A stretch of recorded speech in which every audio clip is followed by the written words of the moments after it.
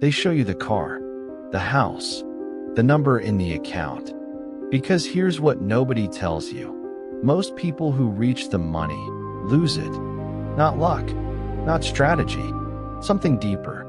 The very habits that built the wealth become the ones that destroy it. Someone works for years, sacrifices everything, finally breaks through, and then, quietly, it starts falling apart. Different decisions, different energy. Like they became a different person the moment they got what they wanted. There's a specific gap, a psychological gap, between the mind that chases success and the mind that keeps it. And that gap costs everything. Subscribe if you want to understand how your mind really works. He grew up with nothing, not the romanticized kind, the real kind, where you learn early that money is something other people have. So he built something. Slowly, painfully. He outworked everyone around him. He said no when others said yes. He stayed when others left. He carried a hunger that most people never feel. And then it happened. The business grew. The income stacked. The life he pictured at 17 was real. For about 8 months. Then something shifted.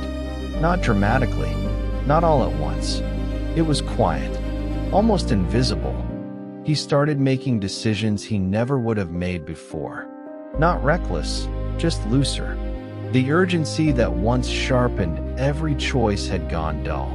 He stopped tracking, stopped questioning, stopped doing the small things that built everything he had. He was operating on a mindset that no longer matched his reality. Within 2 years, most of it was gone. Have you ever noticed this in your own life? The moment a goal is reached, the drive quietly disappears. That's not weakness. That's psychology. The mind that builds wealth is wired for threat, for scarcity, for survival. Every decision comes from one place. I cannot afford to fail. That pressure isn't comfortable, but it's powerful. It sharpens focus. It kills hesitation. It makes sacrifice feel automatic. There's a name for it, but the name doesn't capture what it does to you. It's war mode. And war mode works until the war is over.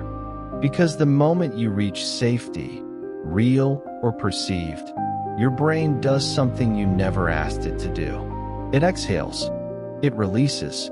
It quietly decides the threat is gone. And here's the twist most people never see coming. Sustaining wealth doesn't reward the same traits that built it.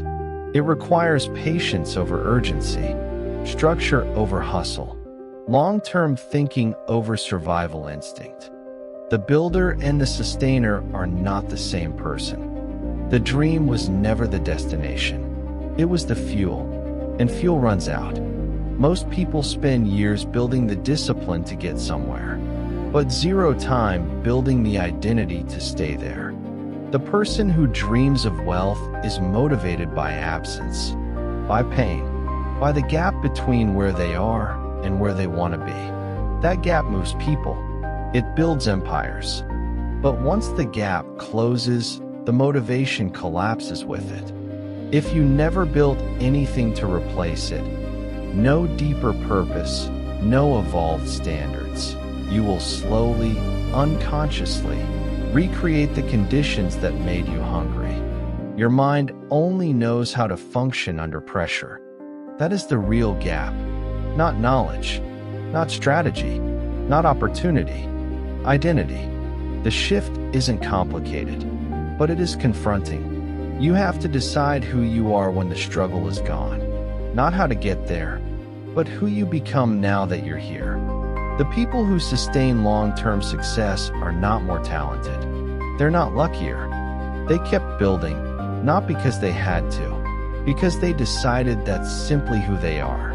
Because the real problem was never the money, it was the mind you brought to it.